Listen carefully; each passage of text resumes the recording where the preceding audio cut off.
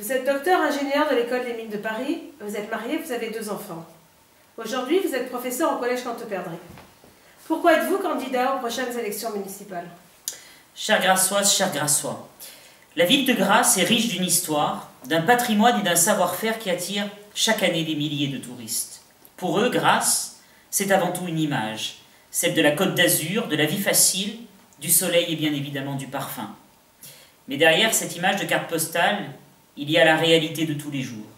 Notre ville est en souffrance et les problèmes sont nombreux.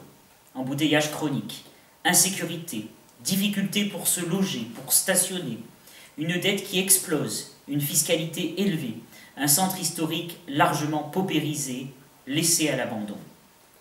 Comment en est-on arrivé là? Cette situation alarmante, c'est l'échec d'un système. Le triste bilan de 2 clans qui se partagent le pouvoir depuis près de 40 ans. Maître Hervé de Fontmichel pendant 18 ans, puis Monsieur Leleu pendant 19 ans.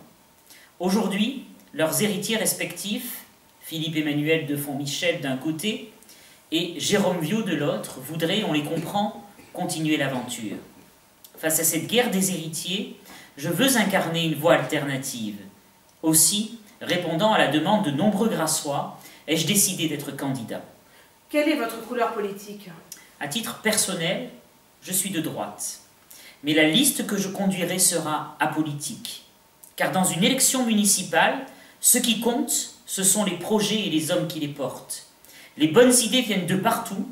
Les personnes qui m'entourent ne sont ni de droite ni de gauche. Elles sont de Grasse. Mon parti, c'est Grasse. Quelles seront vos premières décisions?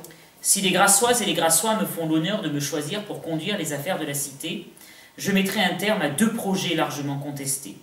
Le funiculaire, 40 millions d'euros prix de départ, pour construire une voie ferrée au-dessus d'un collège avec 12 trains par heure. Ça ne s'invente pas. La construction de 2 viaducs pour un coût annoncé de 72 millions d'euros.